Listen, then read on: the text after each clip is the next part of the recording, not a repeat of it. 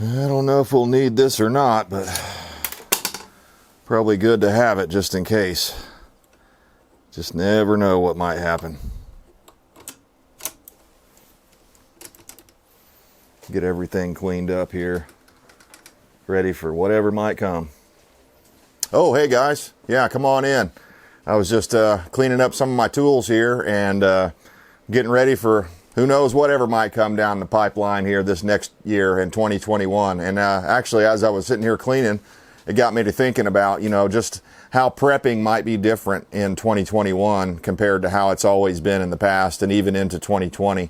We saw some signs of the system, the supply chain fracturing. There were meat shortages and other shortages, and then there were people that were basically restricted. You could only buy one bag of beans or one bag of rice or whatever. They wouldn't let you, buy a whole shopping cart full because they were afraid, obviously, that the store shelves would be empty, so the next people wouldn't be able to get any. So we've seen some changes already in 2020, and that got me to thinking about how in light of this latest stimulus spending package that they just, basically sold out our country here for, whether it's $600 or $2,000, it really doesn't matter. The point is all these billions and billions of dollars went over to these foreign countries, and we're supposedly in this time of crisis here. Ask yourself this: when's the last time you ever heard of any of these foreign countries providing the United States any aid? And isn't it a little weird that we give China foreign aid when they're buying up our debt? I don't know. It just seems like, I'm not an economist or anything like that. I'm just a mechanic, prepper. I like to be prepared. So that's probably above my pay grade. There's probably something I'm not thinking about, but it just doesn't make any sense to me unless you want to destroy the economy. So we've seen a lot of moves here late in 2020 that indicate that the Republicans and the Democrats are all on the same objective, are all on the same ideology as it comes to how they should deal with the payments and the different things, the stimuluses or whatever, whether or not people should be paid any money from the federal government or not. That's besides the point. We can have another topic about that, another discussion about that in the future. But what I wanted to talk about was how prepping is going to change, or how I think it could potentially change in the future here. So all that being said, eventually the chickens come home to roost, as they say. Eventually this is going to catch up with us. All this printing, basically just printing our way out of debt or out of trouble or whatever. This philosophy, it obviously it causes a chain reaction throughout the economy. Potentially we could be facing hyperinflation, and if that happens, obviously everything that you buy is going to be substantially more expensive than it is now. And, maybe you've been a saver and you've always been a responsible person and you've always been able to kind of get through the hard times on your savings. And that's kind of been my wife and I. Anytime we've, run into problems, whether it be on a national level or a global level, whatever, maybe just in the household, maybe, one of us loses a job, or maybe things don't work out quite the way we thought they were going to with a certain plan. Well, we've always been able to rely on our savings to, get us through until better times, and then we start saving again when times are better. But, the problem with all of this stuff that they're doing is they just hit print, and I guess they've broken off the button to where the print machine is just going constantly on the Federal Reserve. So the problem with that is that it takes away value from the savers. So your dollars will buy less in the future. All these businesses that have closed, that will never open back up again, even with all that, even in a normal year, I guess is a better way to say it, that we would have still had some increase. It's just the natural order of things. Things slowly go up over time. But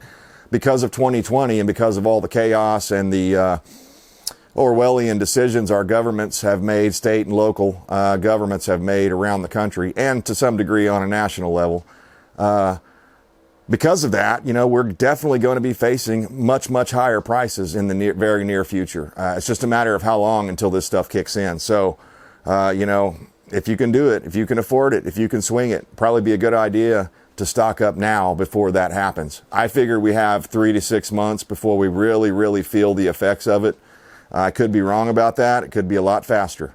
But I figure 3 to 6 months on average, based on what I've seen before and based on kind of the chain reaction I saw from the first round of stimulus. I think that's about how long it's going to take before we start noticing any changes in the economy. But that being said, depending on who ends up taking the Oval Office, if it ends up being the guy that's supported by the Chinese, then more than likely we'll go into more lockdowns. They've already openly been talking about it, basically a nationwide lockdown, although there is no constitutional power for them to do that. So it'll be up to us to peacefully non-comply with that. But I look for, the Chinese administration, I look for them to go ahead and basically tighten the screws on everything. So as bad as it got in your state, the worst part of it, especially if you're around a major city where they really lock down, they clamp down, they close people, they for some reason decided that Walmart and Lowe's and Home Depot and other big corporate box stores are okay to stay open, but for whatever reason, mom and pop's little electronic shop or mom and pop's little grocery chain is not allowed to stay open. So they've created an unequal playing field here. And of course, obviously, it goes without saying, Walmart and Lowe's and Home Depot, they have lobbyists more than likely that, contribute greatly to the future of these politicians' careers. So that's why those stores stayed open and the little mom and pop's places were shut down. So, and they always say these things, Hallmark card sayings like, small business is the backbone of the United States of America. Well, if it is, they've totally stepped on it, broken it, given it scoliosis and, poured acid on it. I don't know, whatever you want to say. It's in a bad way right now, small business around the country. And I run a small business and I talk to a lot of other people that run small businesses, and many of them are in the same situation. 2020 has been a death knell for many businesses. And of course, those businesses employed people. So I look for more unemployment in the future. In 2021, we're going to have much higher unemployment. And don't kid yourself, they have tricked the numbers. Years ago, they changed the parameters on how they count unemployment, just like they changed the parameters on how they count inflation. So they took food out of the chart on the inflationary chart, which is totally ridiculous because food's the most important thing. If you actually had it, I don't know what the numbers are, but the inflation and the unemployment is way higher than they claim it is. So when you hear these numbers on the MSM and stuff like that, just know that that's the modernized numbers to where they've painted a picture that makes it look better than it really is, when in reality, it's quite a bit worse. So I don't know, guys. I've just, from talking to other business owners around me and other friends of mine and stuff like that, the job market's very tough right now. In most places, you're going to have to, if you're working indoors or in a department store type setting, you're going to have to follow their rules and wear the mask and do whatever they tell you to do, even if you're morally opposed to it, even if you show them scientific proof that in cities that they wore masks, the rates of contagion were actually quite a bit higher than in cities where they didn't mandate masks. So I find a lot of that stuff very interesting, because one side is saying trust the science, but the science is all over the place. It's not really what it appears that it should be, and you can look at Sweden for one of the best examples of all. They handled it in a much more relaxed sort of a way, I guess you'd say, than what a lot of other nations did. And they didn't close anything down. They didn't mandate masks. They just warned people to, watch out for elderly people and try to keep distance and all that stuff and not get them sick, because you could kill them. And this whole deal, I just heard a thing the other day from the CDC, I believe it was. And if I can find the link, I'll put it in right here somewhere.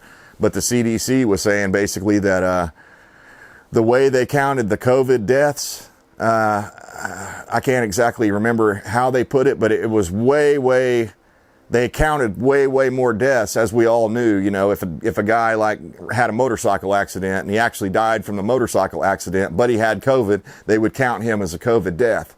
And they said when you take all of those out, all those anomalies out, that, to inflate the numbers they used over the summer to inflate those numbers and make it more scary than it really is. When you take all that out, only 20,000 people across the United States have died of the COVID, just from the COVID. Now, you know, again, you get into some areas where did they already have a comorbidity? Would they have died if they hadn't have gotten the COVID or whatever, on and on and on? I don't know. But the point is strictly from COVID, only 20,000 people have died. So this is the biggest propaganda, you know, honestly, CCP driven. You know, they created it. They released it. They've created this propaganda stream, the United States media, and most of the American people bought right into it, you know, hook, line, and sinker. And I still can't believe the outrage people that are, you know, that are just totally off the charts about, you know, oh, you're not wearing a mask. You know, we just saw this video the other day about the woman, you know, and she was like, finally, I'm not going to wear the mask. There's no proof that the mask works. There's no science. Well, there were 3 or 4 other people around there giving her hell about it. And, you know, she's like, no, just stay away from me. And they're getting in her face and stuff like that. So, you know, 2020 has just been really eye-opening for, at least for me. I had no idea that my fellow Americans valued my individual liberty and your individual liberty so little. And the ability to self-govern, I mean, that has really been tested this year. So I expect more of that to come in 2021, especially if the Chinese actor gets in there. So that's not good news, obviously, you know, and I don't like making these videos where it's bad news all the time. But I mean, you know, I'm a realist. I try to live in reality. You know, unfortunately, this is what it is. So what else? What might we see in 2021? Well, we've already seen some early signs of the ATF acting outside of their jurisdiction, or acting outside of the rules of the Constitution anyways. Maybe it's within their self-appointed jurisdiction, but they are acting out extra constitutionally, and I'm not a fan of that. We heard about them going after the arm braces or something like that. I don't have one. I don't need one. But the point is you should be able to get one because of the Second Amendment. The ATF, you know, they're already posturing basically for the new Chinese administration that's going to be coming in. So I find that very interesting. You know, of course, those people at the ATF, probably the majority of them were put in by, you know, Bush, Obama, Clinton, all these other people, and they've just become deep state actors. So, you know, they don't care about the Constitution or your Second Amendment or your ability to self-govern or defend yourself. So I think that's going to come under challenge a lot more in 2021. So we'll see what happens. You know, I don't even know. This video may get flagged just because I'm cleaning this tool here. I don't know. And by the way, that's a 590. Highly recommend that tool. It's probably one of the best for home defense in a suburb. If you live in the suburbs, you know, and you've got a yard that's maybe an acre or so, or a couple of acres, you just almost can't beat that. And, you know, so you might think about some of that kind of stuff.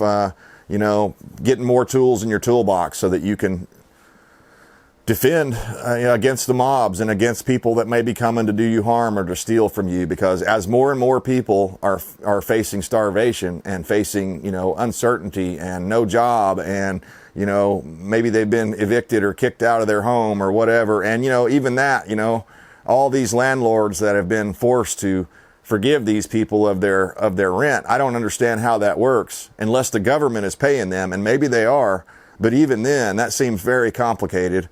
So I'm imagining, you know, if you're a person that rents out apartment buildings or homes or something like that, you're probably pretty darn worried, you know, especially if you had that as your kind of your retirement. You know, that's what a lot of people do. They'll buy 3 or 4 or 5 or 6 rent houses and fix them up, and they'll kind of use that as their retirement income. Well, what happens suddenly whenever the government tells you those people don't have to pay you rent? How does that work out? How do you pay your mortgage on those places? I mean, I don't know.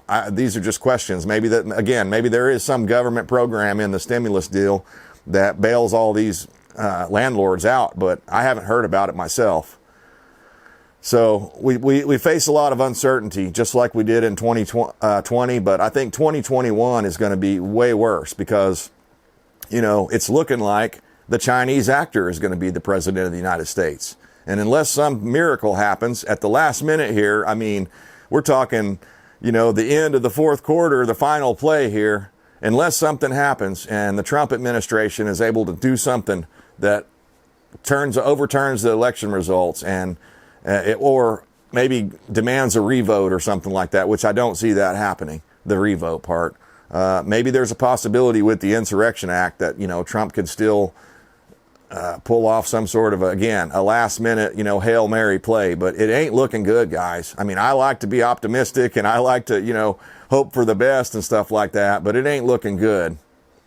So if Beijing Biden gets in there, America as we know it, I'm afraid, is over. We can look around the country at just the difference between the modern day left and the modern day right.